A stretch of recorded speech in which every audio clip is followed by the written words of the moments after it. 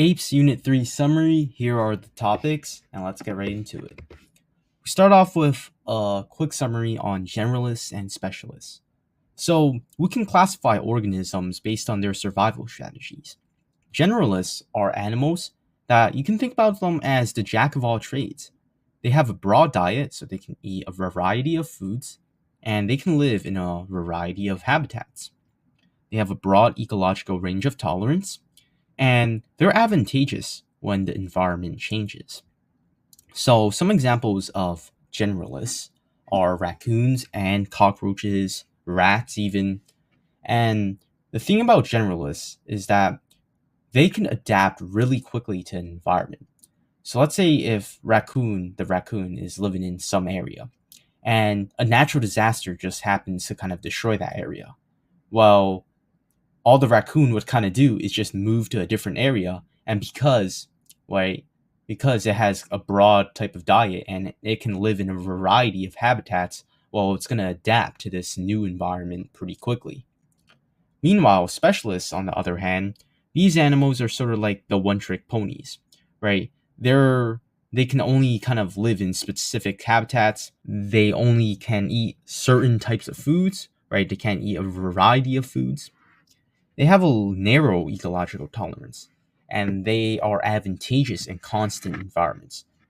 Now, specialists have an advantage in constant environments because we said how specialists, they have specific food need and they have specific habitat needs. So if environment were to, let's say, change by a natural disaster, well, it's going to be a completely different habitat, and chances are, a lot of food sources might be depleted, and these type of animals can't adapt as quickly as generalists because, well, they can't really eat a variety of foods. So, if their food source gets depleted, chances are that they can't rely on another food source compared to generalists, which have multiple kind of food sources which they can rely on.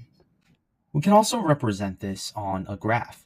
The x-axis represents the resource use. So it's just the types of resources the animal uses, like food, water, shelter, all the useful, important stuff for the animal. And when we take a look at these two graphs, notice how the specialist graph is much more narrower than the generalist graph. And this means that kind of the specialists have a narrower resource use. They can only use a more narrow amount of resources like food and habitat compared to generalists, which can use a lot of different types of resources.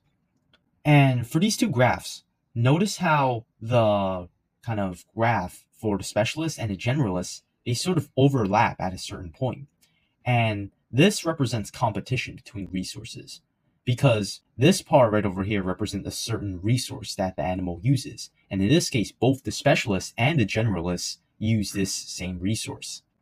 And in this case, whenever there's competition between specialists and generalists, generally specialists will come out on top. So for example, let's say if we're talking about the longhorn beetle, the citrus longhorn beetle, which is a specialist, and a common garden beetle, which is a generalist. So let's say they're competing for kind of the space in citrus trees. Now the longhorn beetle has specific adaptations like having the ability to fly, right, that allow it to sort of get on the tree and inhabit it. While the common garden beetle, it does not have the ability to fly.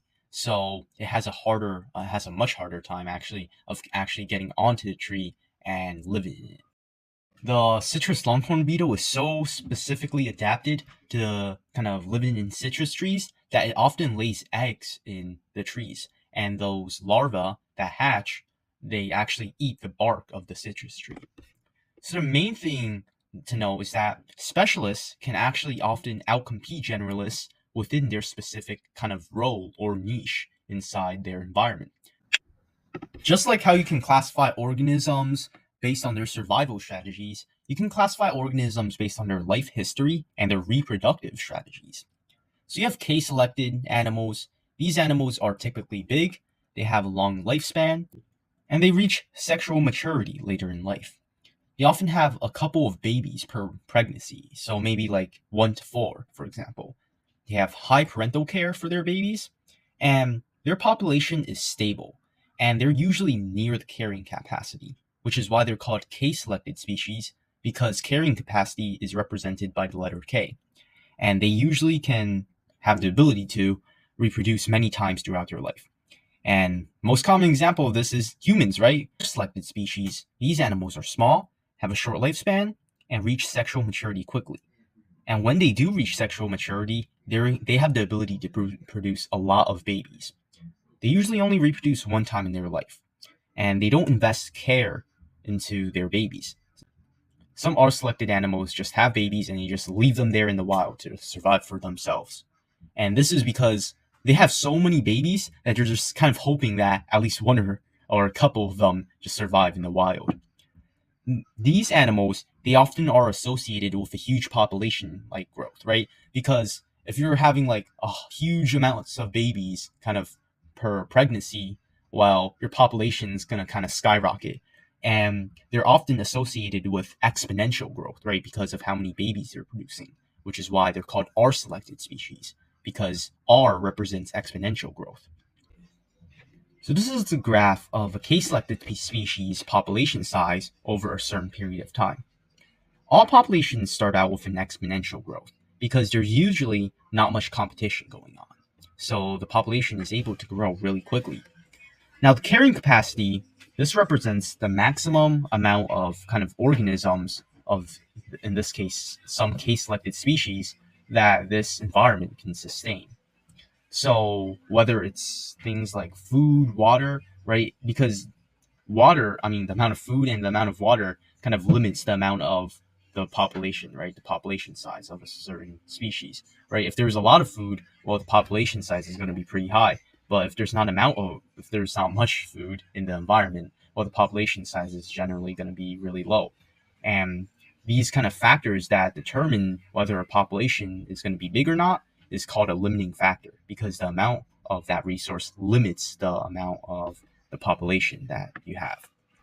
So anyways, when you K-selected species, they start out and they're gonna overshoot their carrying capacity a little bit, right? Because there's this exponential growth, and they're making a lot of babies quickly, but all of a sudden, right, they're gonna overshoot this carrying capacity, and all of a sudden there's not gonna be enough resources to sustain this overgrowth of this population.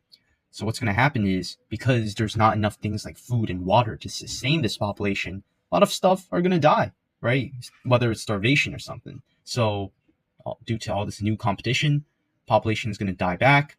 Then after that, it's just going to kind of be this repeated cycle where it kind of goes up again, shoots over the carrying capacity, and then goes down. But you notice how kind of every cycle it gets closer and closer to this carrying capacity, right? We said how the definition, like the word K-selected, comes from the carrying capacity, because as time goes on, right, the population is generally going to be really stable.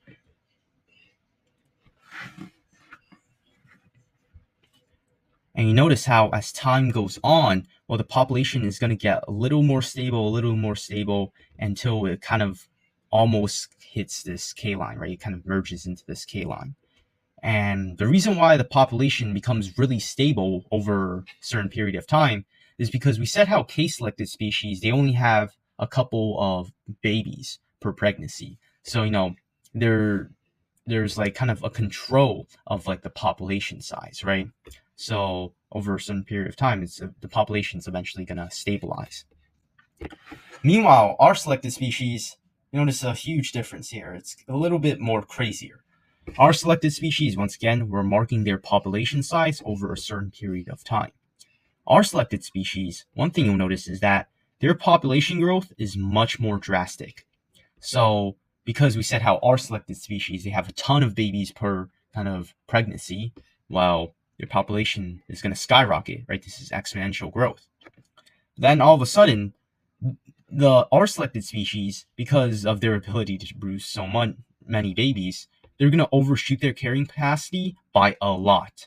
And what's going to happen is this is going to cause a huge die-off, right? We exceeded the amount of resources this environment can sustain by so much that so many of the R selected species are going to die off, and it's just going to be this continuous cycle of overshoot and die back.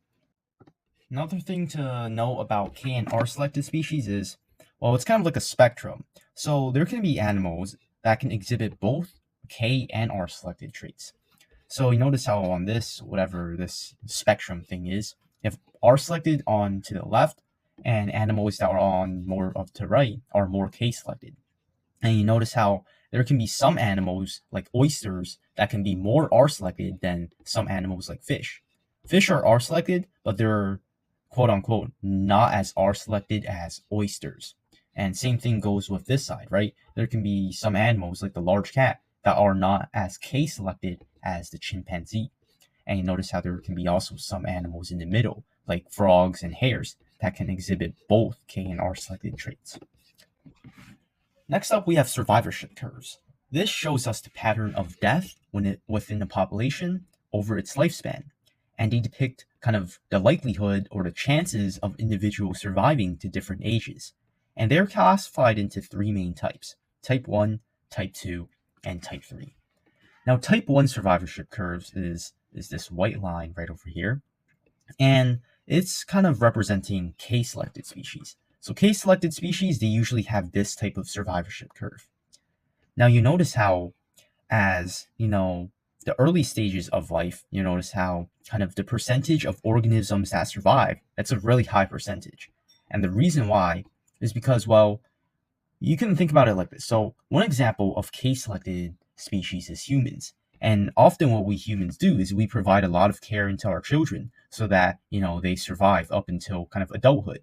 And then when humans, they get to old age, then you'll see a lot of them dying right at that old age. So K-selected species, because they provide parental care, well, at early life, it's not going to be that many deaths, right? The percentage of death is not going to be kind of that low, and then all of a sudden at old age you're going to start dying, so it's going to decrease. Type 2 survivorship curves, you notice how it's just this straight line, which means that as time passes on, there's kind of like an equally likely chance that you're going to die sometime in your life. So it doesn't matter where you are at life, whether you're here or you're here, there's going to be like an equal chance that you're going to die. And some animals that fit this type 2 curve are birds, small mammals like squirrels, and certain types of reptiles. Finally, we have type 3 survivorship curves, and they represent R-selected species. We said how R-selected species have a lot of babies, and they kind of dump their babies into the wild and just hope that some of them survive. And it turns out that when R-selected species do this, well, a lot of the babies at a young age will start dying, right? There's going to be a low amount of organisms that actually survive in their early life because they're thrown into the wild without any parental care. And then after that, the population, there's going to be like a higher and higher chance that it dies, because of things like old age and just natural predation. So this is an example of kind of R-selected species. They have this survivorship curve. This unit also has a review on carrying capacity, represented with the letter K. It represents the maximum number of animals a population could sustain based on the amount of resources it has. So carrying capacity isn't just this constant number for every population. It can change based on, let's say, for example, environment is once thriving. Okay, let's say an environment is once thriving. It has like a bunch of resources, and because it has a bunch of resources, the carrying capacity is high. Now, let's say if there was some natural disaster that came away and kind of destroyed all the resources, well, then the carrying capacity would change and it would become low. So you notice how carrying capacity is not just this constant thing, right? It can change based on the amount of resources in the environment. Now, imagine a world where an animal can live in an environment where it basically had infinite food, no diseases, no competition at all. Well, obviously the population size would skyrocket. And this is an example of biotic potential. This is biotic potential. It just represents the maximum rate a species can reproduce at. So in this case, if there was no competition, no kind of limit to how much they can, eat, for example, well, the population would obviously skyrocket, right? There would be a whole bunch of reproduction and the population would grow exponentially. But in reality, animals have something called more of a logistic growth, which is represented by this purple line. Animals have this logistic growth where the rate of the population starts declining near the carrying capacity as the resources become more scarce. And finally, there's a little bit more on dieback. Remember how dieback is basically when like a population goes past its carrying capacity and then all of a sudden, well, it just kind of the population goes below its carrying capacity, it dips below. But sometimes dieback can be really detrimental. And oftentimes what happens is that, well, an animal, right, it kind of goes past its carrying capacity, and sometimes it runs out of resources so fast due to the amount of animals there is, well, that the population completely crashes and the animal becomes extinct. Population growth and resource availability. So there are two kinds of environmental resistance factors, and these are the factors that just prevent an animal from reaching its biotic potential. And we said how biotic potential was kind of the maximum reproductive rate an animal exhibits under ideal conditions. So we said how like if an animal were to have infinite amount of resources, well, its population would grow exponentially. But in reality, that's not the case, and these are factors that kind of limit it. So density dependent factors. These type of factors have more effect on the population if the density of the population is high, and if the population density is low, then the impact of these factors are not as high. So hence kind of why it's called density dependent, right? The effect of these type of factors depend on what the density is. And density just represents the amount of individuals per kind of unit area. So whatever type of area you're using, right, it's just number of individuals per unit area. And some examples of this are disease and competition, right? If you have a big population where everybody's kind of clumped up together, well, disease is going to be very detrimental to that, right? Because it can spread easily, right? You also have competition. Competition also limits population growth because resources become more and more scarce as the population gets more and more dense, right? We said how if a population gets nearer and nearer to that carrying capacity, well, competition is going to be very prevalent, and this is going to play a big role in kind of determining if there's kind of like die off, for example, right? If it's over the carrying capacity. So you also have, in this case, density independent factors. And these are factors that have an effect on the population regardless of its population size. So whether the population is small or big, well, it's still going to have a huge effect. And in this case, natural disasters. If you have a tornado, right, you're in a small population. Let's say you're living in a small village, and a tornado comes and destroys everything.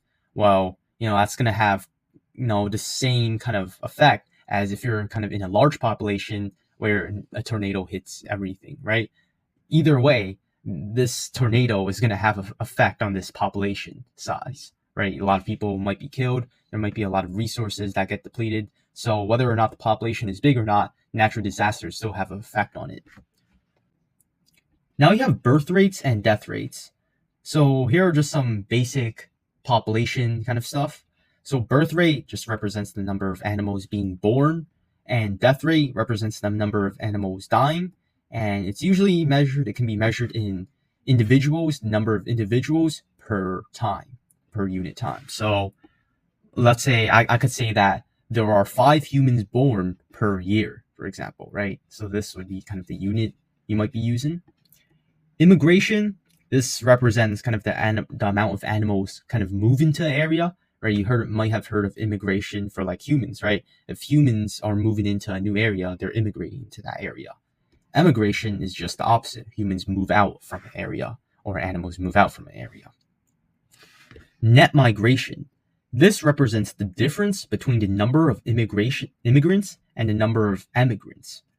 And so the formula for net migration is this is going to be equal to the number of immigrants minus the number of emigrants. If this number is positive, well, there's going to be more immigrants than emigrants. So there's going to be more animals moving into an area than the amount of animals moving out of an area. And if net migration is negative, then there's going to be more animals moving out of that area than moving into the area. And this is kind of just a quick summary of everything I just said. So if this box represents population growth, well, If there's people migrating to a certain area and there's people being born in that area, that's going to contribute to population growth in that area.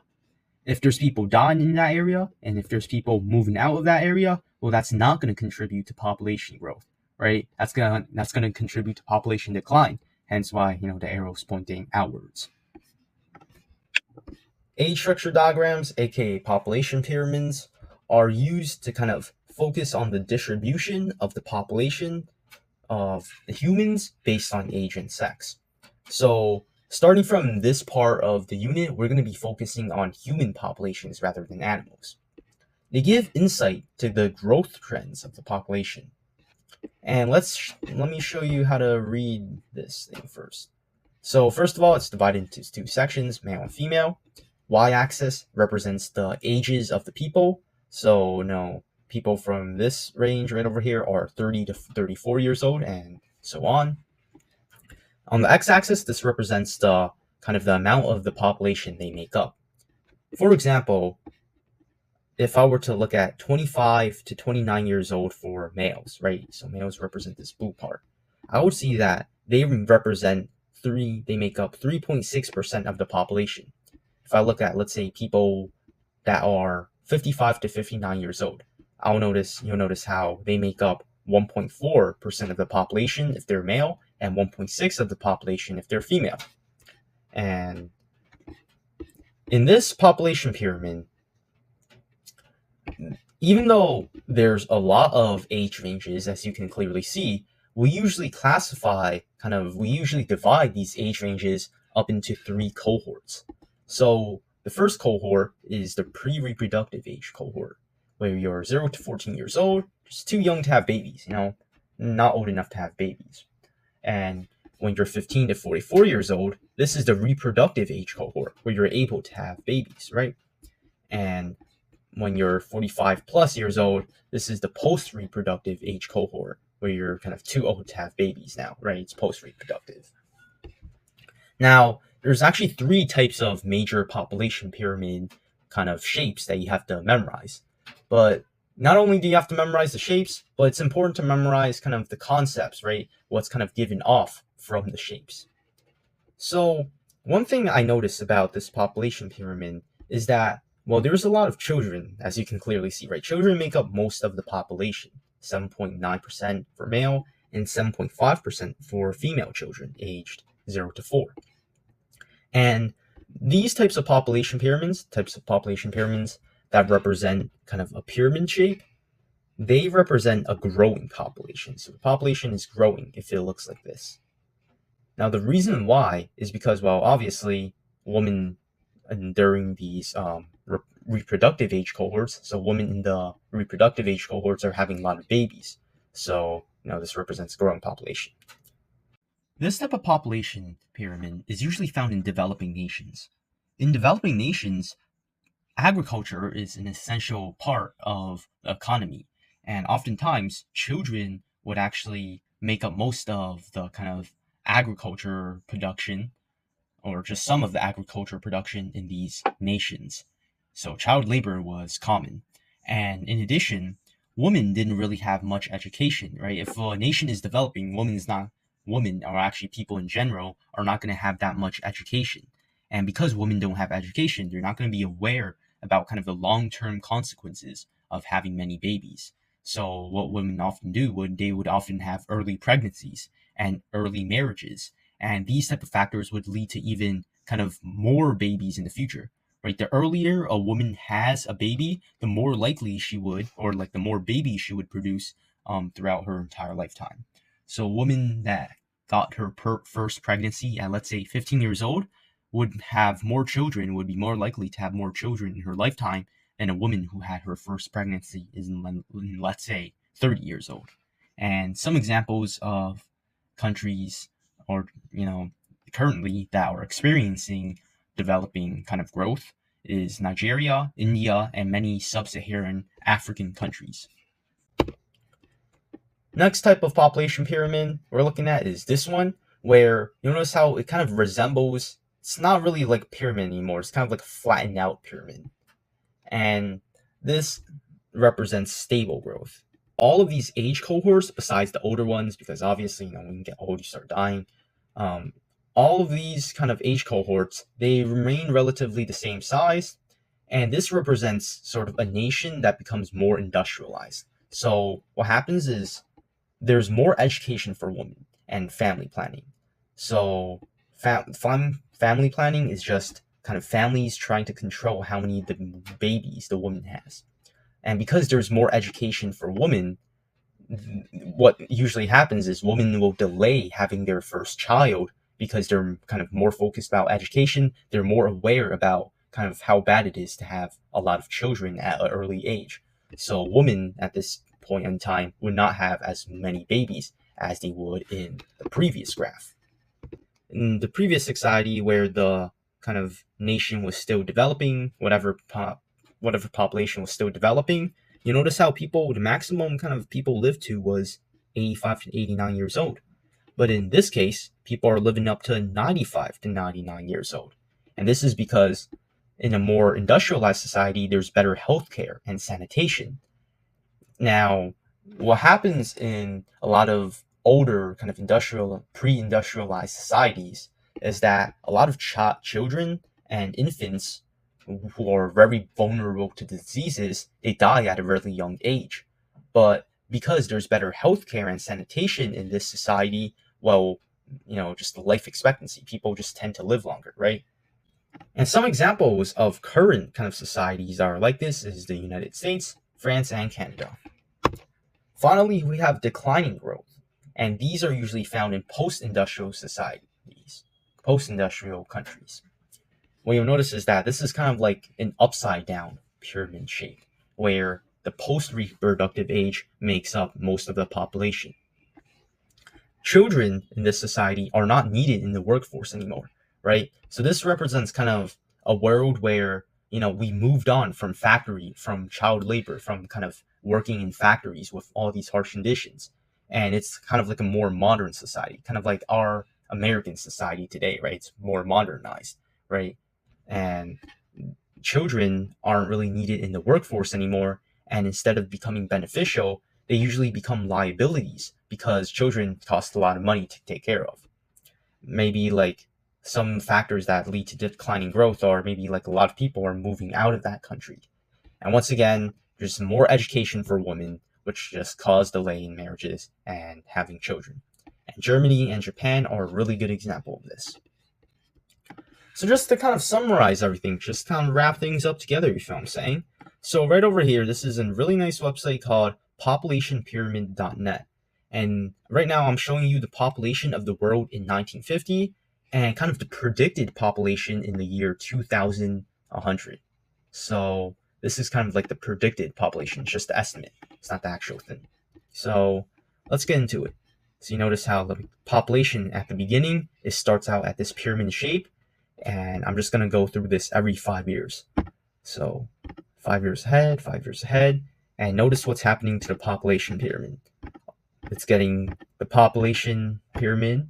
It's approaching more of kind of a stable population pyramid. And eventually what happens is we actually start declining in our population, right? If I go back right over here, 5 years, our population in the world is 10 billion. And now if I add extra 5 years, right, you notice how it declined by a couple of million. So this represents sort of like a declining. It's not that huge of a decline, but it's still just a little bit. And yeah, I just feel like this is a really cool website to share.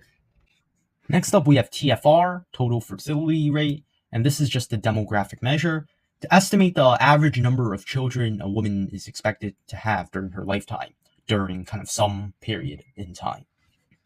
It's influenced by factors such as the age of the first pregnancy.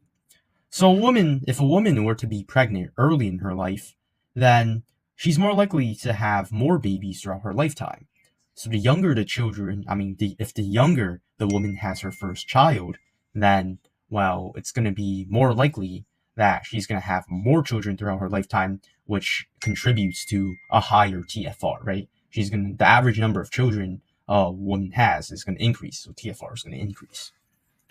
Educational opportunities that delay childbirth. So once again, I'm probably just going to be repeating this idea a lot, but education for women, it's going to slow down, kind of delay childbirth, and this just is going to overall decrease kind of the TFR. So the more educational planning, the educational opportunity there are in a society, while the lower the total fertility rate is going to be, right? Women are going to be more aware about having lots of children. And this connects to the next topic, family planning. Family planning is just kind of the act of kind of controlling how many babies you have during your lifetime. And it's used kind of, some methods of family planning are condoms and birth control, right? So you're kind of controlling the amount of babies you have. And family planning, also think about it as kind of contraceptives. That's like another kind of term that's pretty important. And overall, just more family planning is just going to lead to a lower TFR, right? You probably heard of condoms before, and they're used to kind of, you know, prevent mistakes from happening, you know. So, yeah. And finally, there might be policies made on the government that limit the amount of children someone has. So what I'm referring to here, the main example kind of your teacher will use is there's this kind of time period in China where, the Chinese government created sort of this law where if you have more than one children in your family, so let's say if you have two children in your family, then you're going to have to pay a tax. So, things like this, policies made by the government, kind of make it so that women don't have that many children, right? You kind of force women to not have that many children because of the law. And another term you got to know is replacement level fertility. So this refers to the fertility rate at which a population exactly replaces itself from one generation to the next without migration. So it's kind of like the total fertility rate where kind of the population is most stable. And this means that on average, each woman would have enough children to ensure that the number of births equals to the number of deaths in the population. So yeah, this is just what I said, right? This is the total fertility rate where the population is the most stable, right? Number of births equals to the number of deaths. And that number, that replacement level fertility number is 2.1. So, you have one children to replace the mother, right? And you have one child to replace the father. So that's already 2. And that 0.1 comes from potential infant mortality that occurs. Maybe it's during birth. So for example, if your parents have 2 children and one of them dies by, let's say, some sort of accident, well, your parents might have another children to kind of replace the one that died. So that 0.1 actually comes from the potential infant or child mortality that occurs. And if the TFR is high, that means the country is developing. And if the TFR is low, then that means the country is declining. And if the TFR is around 2.1, which is the replacement level fertility, well, then the population is going to be relatively stable. The growth is going to be relatively stable. And this is kind of like the TFR of the world from 1935 to 2015. So the TFR, you'll notice how it goes all the way up because once again, kind of when nations start developing, well, women are gonna have like a lot of children. We said for like child labor and stuff. So that's gonna go really high. And then as the world becomes more and more industrialized, well, children become more of a liability, and then all of a sudden it's gonna get very, very close to 2.1. So it's relatively stable. Next, we got human population dynamics. So the crude birth rate represents the number of people born per 1,000 people per year. And the crude death rate represents the number of deaths per 1,000 people per year. Now, immigration and emigration are both measured in the number of people leaving or exiting a country per 1,000 people per year. So, one example would be like let's say if I have, the reason why all of these terms are important to memorize is because, well, if you want to find the growth rate of a society per year, well, you're going to have to use this formula. So if you want to find the growth rate of let's say a country, you would just subtract the deaths, the crude death rate from the crude birth rate, you would add up the immigration rate minus the emigration rate, so the amount of people moving in minus the amount of people that's leaving the country, and then you just divide all of this by 10, because remember, our units is the number of deaths per 1,000 people, and we want this to be a growth rate in percent, and in percentage is out of 100, so 1,000 divided by 10 gives you 100, so it gives you a percent. So a practice problem, right? Example of these would be, let's say, if you have the crude death rate is 7 people per 1,000 people per year, and the crude death rate is 6 people per 1,000 people in a nation, and the immigration and emigration rates are the same, what's the growth rate of the population? Well, you would just plug everything into the formula. So you'll notice how the crude birth rate is 7 people per 1,000 people. So you would plug that into crude birth rate. You would just plug in a 7. Crude death rate in this case is 6 people per 1,000 people per year. So you just plug in 6 into the crude death rate. Immigration and emigration are the same rates, so they're going to cancel each other out. And the growth rate is just going to be 7 minus 6 divided by 10, which is 1 over 10% or 0.1%. The second problem, a country has 2 million people in 2015. The immigration rate is 3 people per 1,000 people per year, and the emigration rate is 4 people per 1,000 people per year. The crude birth rate is 10, and the crude death rate is 5. What will be the population a year from now? So, first of all, what I would do is I would find the growth rate of this population. So in this case, we would just plug in all kind of our variables, right? The crude birth rate is 10, crude death rate is 5. We have immigration rate is 3 people per 1,000 people per year, and the emigration rate is 4 people per 1,000 people per year. Plugging this into the formula, we get that the growth rate of this country is 0.4%. Now, we said that the country had 2 million people in 2015, and we want to find out what's the population a year from now in 2016. So to find out the population a year from now, you would just add on the original population, which is 2 million, and you would add on that population times the growth rate, right? You would just do 2 million plus 2 million times 0.4%. And then after that, you would just get 2,008,000 as your new population. So the population a year from now is 2,008,000. You also have the rule of 70. This formula is just used to find out how long it would take in years for a population to double. So for example, if I have a population, let's say at like 100, at a population of 100 people, well, given the growth rate of the population, how long would it take for the population to reach 200, right? So this formula, all you have to do is just take 70 and divide it by the population's growth rate. So in this case, if a population has a growth rate of 2%, what is the doubling time for that population? So what is the time in years for the population to double? So you just take 70, divide it by the growth rate, and then after that, you just get this is 35 years. Next, you have demographic transition. So demographic transition refers to the change in a country's population structure over time as it develops economically and socially. It describes how birth rates and death rates transition through stages. It also shows the change in the total population over time. So stage 1 of this society is called the pre-industrial kind of phase.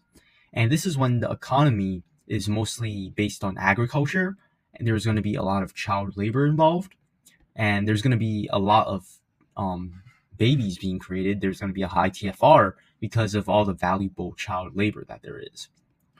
However, even though the birth rate during this section is high, a lot of people are dying at a very high rate because healthcare and sanitation is very bad. So even though there's a lot of people being born, the death rate is also very high. So the total population is actually, it doesn't actually increase that much. And so there's a high infant and child mortality rate. Now there's actually a fourth population pyramid that I didn't really talk about, and I wanted to save it for when we were talking about demographic transition. So this population pyramid represents kind of high stationary phase of the society. Basically what that means is the birth rate is very high, as you can clearly see, right? Because this population pyramid, the pre-reproductive portion of the pyramid is the biggest part. So that means a lot of children are being born. However, what you'll notice is that as you grow up, right, as people grow up, you notice how they kind of make up less percent of the population. And it's not just like a regular pyramid, right? A regular pyramid would just be this triangle, but this is sort of like a curved pyramid. And that means that as you get older, there's going to be like kind of like the higher chance that, you'll die. This is due to kind of the high death rates. Remember, we said how like healthcare and sanitation was bad. So the reason why this population pyramid is sort of curved when it goes up is because there's kind of like a higher and higher chance of like dying when you get older, right? So people don't really get the life expectancy in this society is pretty low.